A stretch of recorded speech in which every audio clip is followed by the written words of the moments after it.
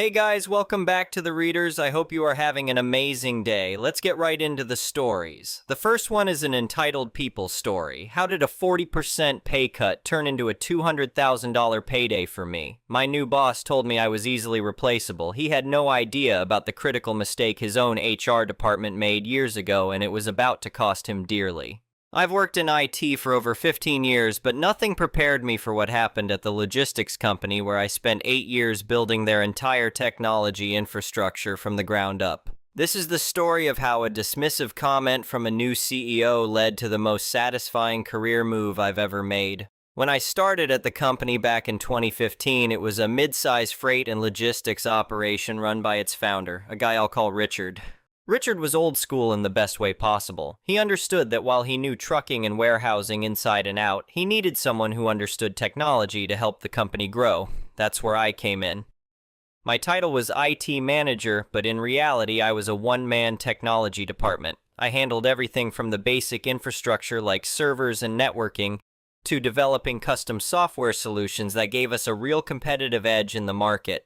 The work was intense, but I loved it. There's something deeply satisfying about building systems from scratch and watching them transform how a business operates. Over those 8 years, I developed a comprehensive suite of custom applications. There was our freight tracking system that gave real-time visibility into shipments across multiple carriers. I built a warehouse management system that optimized our storage and picking operations. I created an automated invoicing system that integrated with our clients' procurement systems, and I developed a route optimization tool that saved us hundreds of thousands in fuel costs annually. The key thing about these systems is that they weren't off-the-shelf solutions. I'd evaluated the commercial options when I first started, and they were either absurdly expensive, didn't fit our specific workflows, or both. So I built our own. I'm primarily a Python developer, and I'd constructed a whole framework of reusable modules and libraries that powered everything. For the performance-critical sections, I used Go, and the front-end interfaces were JavaScript-based. All of it integrated through custom APIs I'd designed. I was good at my job, and I was paid fairly. Not extravagantly, but Richard made sure I was compensated for the value I brought.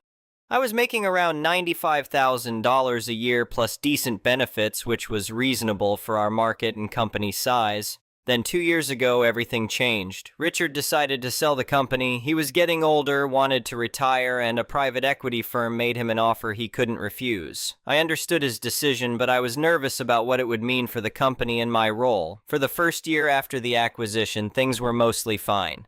The new owners kept Richard on as a consultant for the transition, and they seemed content to let the business continue operating as it had been. My work continued, maintaining and improving the systems I'd built. But then the second shoe dropped. The private equity firm brought in a new CEO, someone I'll call David, who had exactly zero experience in logistics. His background was in retail management, and he approached our business with that same mindset.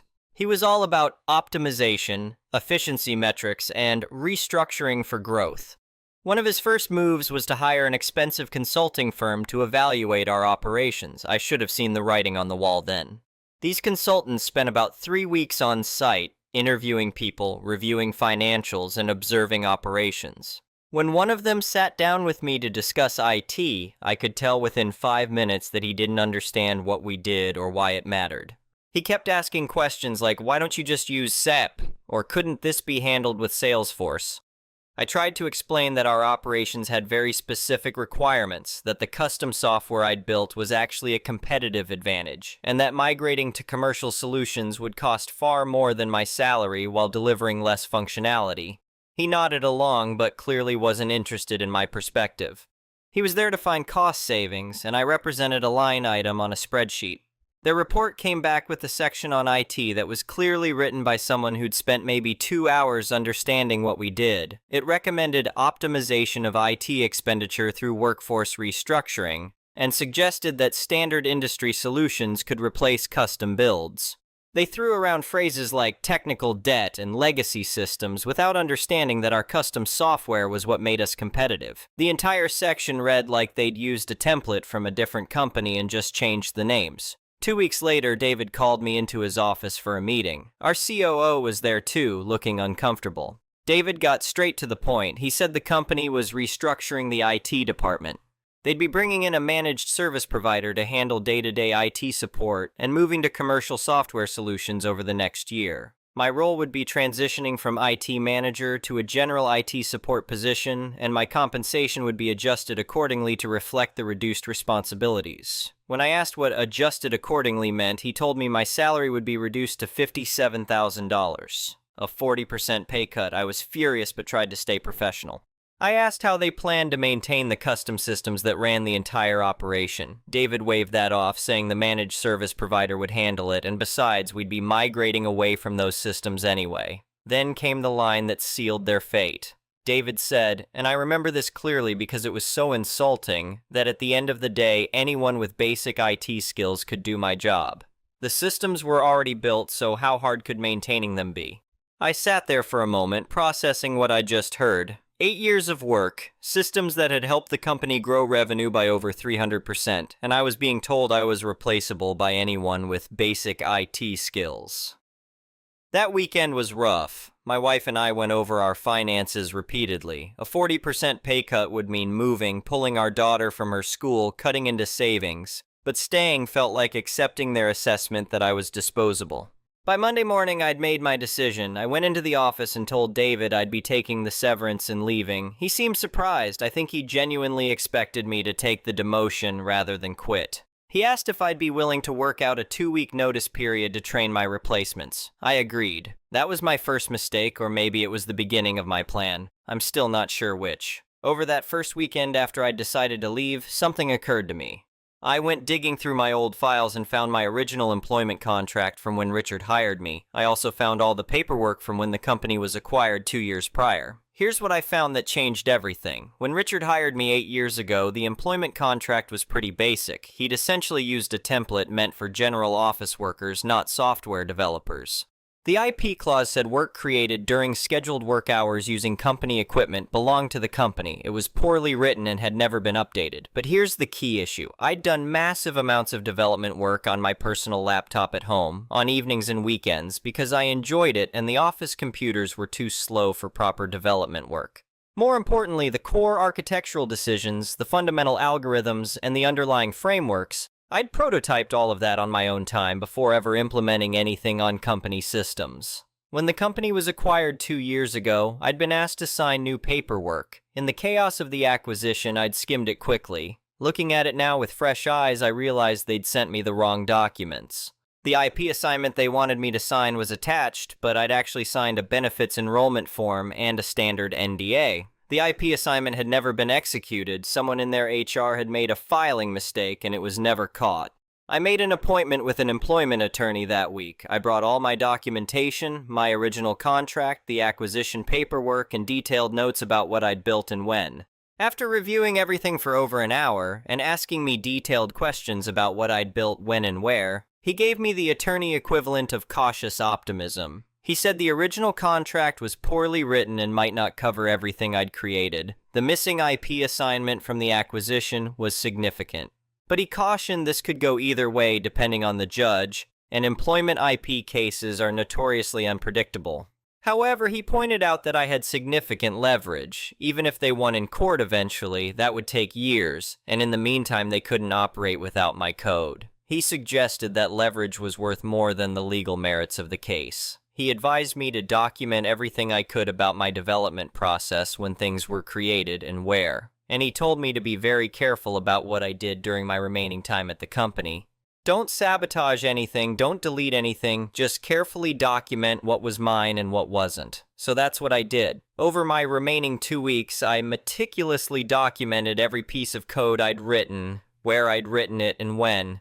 I had old laptops with timestamps on files. I had GitHub repositories on my personal account with commit histories. I had emails I'd sent to myself with code snippets and architecture diagrams from years ago, all with dates showing they were created outside work hours on personal equipment. The last thing I did was check what happened to my personal code library repositories. When I'd first built these systems, I'd maintained my core frameworks on my personal GitHub account, and the company systems would pull from those libraries. It was easier for development, and I could work on improvements at home. The company's systems were dependent on my private repositories. I didn't delete anything or sabotage anything that would be illegal, but I did change the access permissions on my personal repositories from public to private on my last day. Technically, the company systems could still run on the cached versions they had, but they couldn't pull updates, couldn't see the source code, and most critically, when systems needed to rebuild or update, they'd hit authentication errors. I didn't break anything that was working, I just made sure they couldn't fix anything once it did break naturally, which in complex software systems always happens eventually. Now, about training my replacements. The company had hired 2 people from the managed service provider who were supposed to take over IT support. Both seemed like nice enough guys, but they were clearly general IT support people, not developers or systems architects. Their experience was in helping users with password resets, troubleshooting printer issues, managing user accounts in Active Directory, and maybe doing some basic network administration. Important skills, sure, but completely different from what was actually needed to maintain complex custom software systems. David checked in on the training once. He asked how it was going. I told him great. I was teaching them everything they needed to know to handle the job. He seemed satisfied. What I didn't mention was that everything they needed to know to do basic IT support was completely different from everything they needed to know to maintain custom software systems. But he'd said anyone with basic IT skills could do my job, so I was training them in basic IT skills. Password resets, user account management, ticket systems, printer troubleshooting, basic IT stuff. When the COO asked about the development side, I reminded him that according to management, the systems were already built, so they just needed maintaining. Maintenance meant keeping servers running, managing backups, monitoring for issues, all of which I showed them how to do. The fact that monitoring for issues doesn't help you fix issues when you don't understand the code, well, that wasn't my problem anymore. Then one of them asked about what to do if something in the freight tracking system broke. I pulled up the code base and showed them the directory structure. Their eyes went wide when they saw the scale. Thousands of files, complex dependencies, custom frameworks I'd built that weren't documented anywhere. One of them asked what language it was written in. I told him it was primarily Python with some Go for the performance-critical sections, plus JavaScript for the front end, all integrated through custom APIs. He nodded like he understood, but then asked if there was like a control panel or something to manage it. That's when I knew they were way out of their depth, but I remained professional. I walked them through the monitoring dashboards I'd set up, showed them where the logs were stored, explained how to restart services if something crashed, surface-level stuff that would let them keep things running as long as nothing actually broke. When they asked about the code itself, I told them honestly that it would take months to understand it fully, and that the best thing to do if something broke was to contact me. They asked if I'd be available for questions after I left. I said I'd be happy to consult with the company if they wanted to work out a consulting arrangement, but I wouldn't be providing free support. I documented everything I showed them. Every training session, I sent a summary email to David, the COO, and the 2 new guys. I wanted a paper trail showing I'd done my due diligence in training them. My last day was a Friday. A few people took me out for lunch, mostly warehouse and operations folks who I'd worked closely with over the years. They were genuinely sad to see me go and worried about what would happen to the systems they relied on. I told them honestly that I hoped everything would work out, but that they should probably document their most critical workflows and maybe have backup plans. The following Monday, I started my job search. I'd built up a good reputation in the local IT community, and I wasn't too worried about finding something. But I also knew that the situation at my old company was going to develop in interesting ways. I didn't have to wait long. About a week after I left, I got a call from one of the warehouse managers I'd been friendly with. He asked if I knew why the freight tracking system was showing errors. I told him I didn't work there anymore and he should contact IT support. 2 days later, the COO called me. He was trying to stay professional, but I could hear the stress in his voice. The freight tracking system had gone down completely. Shipments were being delayed because they couldn't track where anything was. The new IT guys had tried to fix it but made it worse. Would I be willing to come in and help? I asked what kind of arrangement they were proposing. He said they could pay me my old hourly rate for a few hours to fix the emergency. I told him I'd need to think about it and would get back to him. I didn't call back. I know that sounds harsh, but here's the thing. If I went in and fixed it quickly, they'd learn nothing. They'd just keep calling me every time something broke, expecting me to bail them out for my old wage. And more importantly, I needed them to understand exactly how much value I'd been providing. Over the next 2 weeks, things apparently got progressively worse. The freight tracking system was still down. Then the automated invoicing system started generating errors.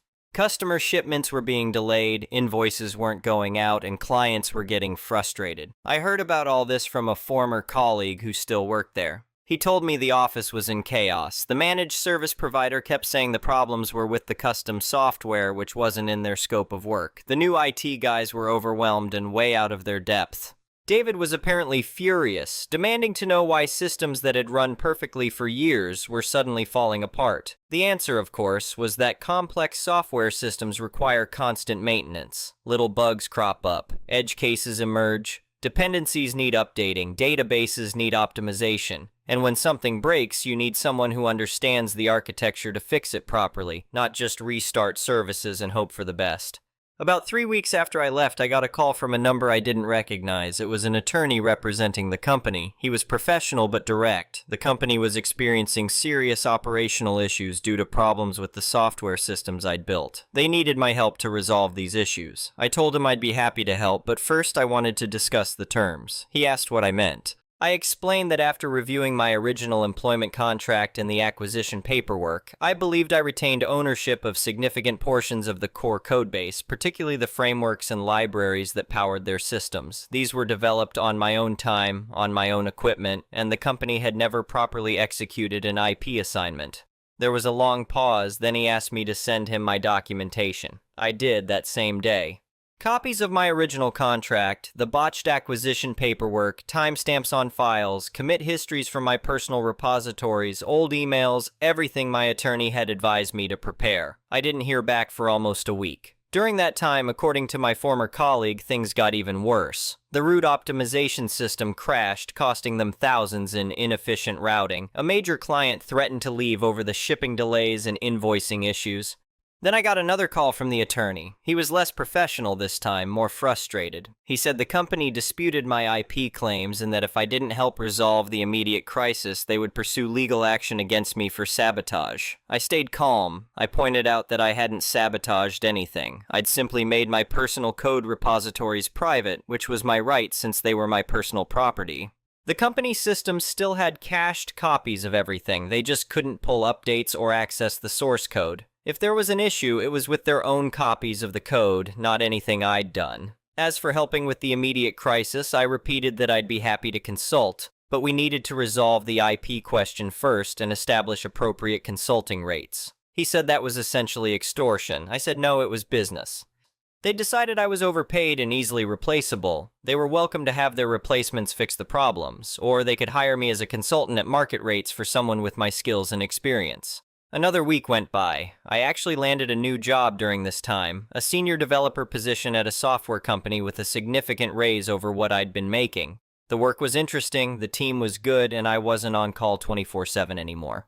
It was a good move regardless of what happened with my old company. Then I got a call from a different attorney, one representing me personally. The company's lawyer had reached out to propose a settlement. After about a week of their systems degrading and losing clients, they wanted to negotiate a licensing agreement where I'd grant them rights to use the code in exchange for a payment and a consulting contract to fix and document everything. We negotiated for several days.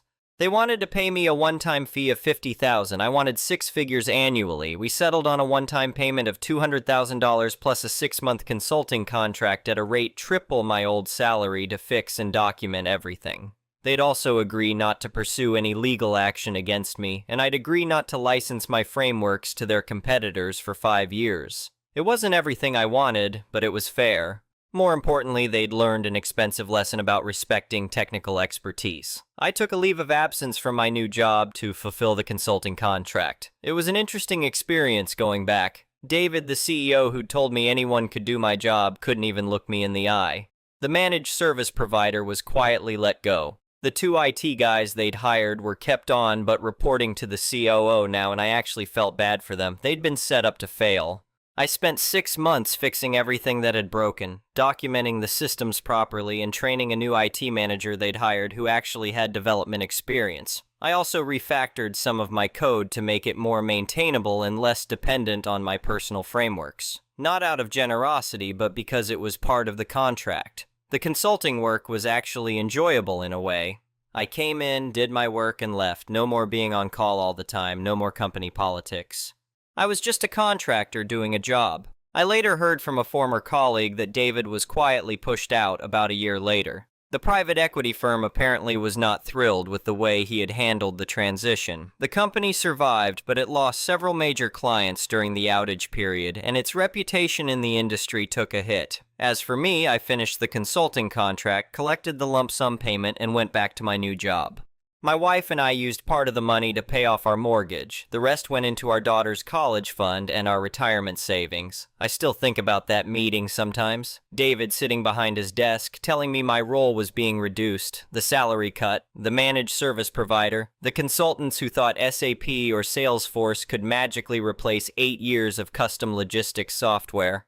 And of course, the line that stuck with me most: anyone with basic IT skills could do my job, so I let them try. I did not delete anything, I did not sabotage anything. I trained the replacements on exactly what management said they needed: basic IT support, password resets, user accounts, backups, ticket systems, server monitoring. The problem was that my job had never been basic IT support. My job was the freight tracking system, the warehouse management system, the automated invoicing system, the route optimizer, the custom APIs, the frameworks, the weird edge cases, the late-night fixes, and the years of institutional knowledge that kept everything running quietly in the background. When everything worked, they thought it was easy. When it broke, they found out what easy had been costing them. I learned a few things from the whole mess. Get IP terms in writing. Keep clean documentation, never rely on verbal appreciation from management, and never let someone else decide the value of work they do not understand. Technical expertise is invisible when it is doing its job, but invisible does not mean replaceable. David thought anyone could do my job, so I said, okay, and let them try. The next one is a malicious compliance story. It had been decided that the world would be a better place if 2 of our campuses were merged into one. They were only about a mile apart, and the new site was 3 miles away, so location was not a huge issue. Sure, some people had a harder commute, but others got an easier one. In a strange way, it was almost fair. To make the new build a rousing success, there would be consultations. People would be consulted. Everyone would be listened to. Yes, you already know that did not actually happen. Each department was told to send a representative to the new build consultation group. Despite my best efforts to stay quiet or even absent every time the subject of a mandatory volunteer came up, I got voluntold to attend. So there I was, in all my mid-level position glory, representing information technology. Fine. I really did not want to take part in what felt like a fake consultation designed so that all the mistakes later could be labeled unforeseeable. But if you are going to send a professional fault finder to a consultation, I hope you have a full load of ink in that pen. The meeting consisted of 5 people from different departments, and Susan, who worked in facilities and had been given the job of managing the new build. Apparently, no one thought there was a significant difference between booking rooms for training courses, arranging coffee and lunch breaks, and helping a multi-million-pound building come into existence while transferring hundreds of staff and thousands of students into it. After introductions, the first item on the agenda was parking. To be fair, I think it was smart to start with the contentious issue. Parking was already a problem, and the rumor was that there would be even less parking at the new site. Apparently, this would be solved by not having any student parking at all. Ignoring the inconvenience this would cause and ignoring questions about whether public transport was suitable, there was already not enough staff parking, so how exactly was screwing over another group supposed to help us? After some vague details about somehow rewarding car sharing, we were presented with the technological masterpiece that was supposed to solve all our issues. A gate with number plate recognition. This apparently would stop all those pesky outsiders from coming over here and stealing our parking spots. That had never actually been an issue. I had been quiet up until this point because I thought the whole thing was a bit daft, and I was already forming a plan to get out of the job anyway. These issues were unlikely to affect me much, but now we had reached technology, so I felt the need to join in. I let the others ask their questions first so everyone could understand how a number plate recognition gate works. For anyone unfamiliar, it is basically a barrier with a camera. When you pull up, it reads the number plate on the front of your car, translates the picture into letters and numbers, checks it against a database, and if it finds a match, it opens the barrier. Once everyone understood the technology, I started pointing out the problems in their happy path-only thinking. I said, "So, Jan and I," and pointed my thumb at the unsuspecting woman sitting next to me. "Car share every day, and she usually drives. But today her car is broken, so we take mine." What happens when we get to the gate? Susan asked. What do you mean? I said, my number plate will not be in the system, so what happens? Susan said, well, it could be, even if you do not normally drive. I said, that assumes a level of preparation. What if it is an emergency? Susan replied, there will be a call button. You can speak to someone and get let in. I ignored the likelihood of that call system being properly managed and instead focused on the loophole she had just opened. I said, so I will just be let into this carefully controlled car park with limited spaces based only on my say-so. Susan said, I continued, and you said I could have my number plate in the system. Susan said, yes, clearly pleased to no longer be talking about the limited space issue. I asked, which one? She looked confused. Which what? I said, which number plate? I have two. She said, you do? I said, yes. She asked, why? I said, because it is illegal to use the same number plate on different vehicles. She paused. Oh, right. I asked, so can the system cope with more than one number plate? Susan said, I will check on that. While she took a note about the multiple vehicle issue, I reloaded. I said, great. What if my other vehicle is a motorbike? Susan said, I do not think that will be a problem. I replied, yes, but I'm guessing the camera is on the gate and looking at the front? She said, yes. I said, motorbikes do not have front number plates. How will it read the plate and let me in? Susan said, I will check. She wrote another note and then brought the meeting to an end, citing time.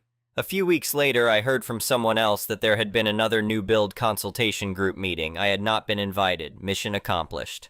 The next one is an entitled People Story. Today I went to IKEA to buy some furniture so we could remodel our master closet. I had picked up close to 15 or 20 flat pack boxes, all of which needed to be assembled together. I also had another cart full of random things like pans, napkins, cups, and other impulse buys. After I finished getting everything from the warehouse area, I made my way toward checkout.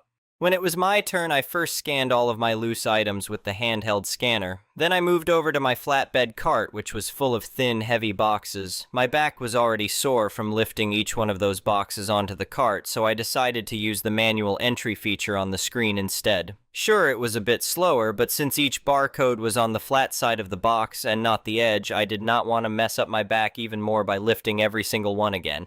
You know how IKEA gives you the warehouse coordinates for the boxes? Apparently, those also function as a key code for each item. When I designed my closet layout upstairs in the showroom, I asked them to print it out so I could refer to it while shopping in the warehouse. So I started going down that sheet and entering each item into the screen. It should not have taken long, 5 minutes max. Should not is the key phrase here. As I was almost done, I heard a voice behind me say, "You cannot enter each item in." I turned around and saw a young employee wearing an IKEA vest. I started explaining that first, there was nowhere to place each box as I scanned it, and second, my back was already sore from lifting all of them into the cart. So I was going down my printed list instead. I thought this would be a civilized conversation.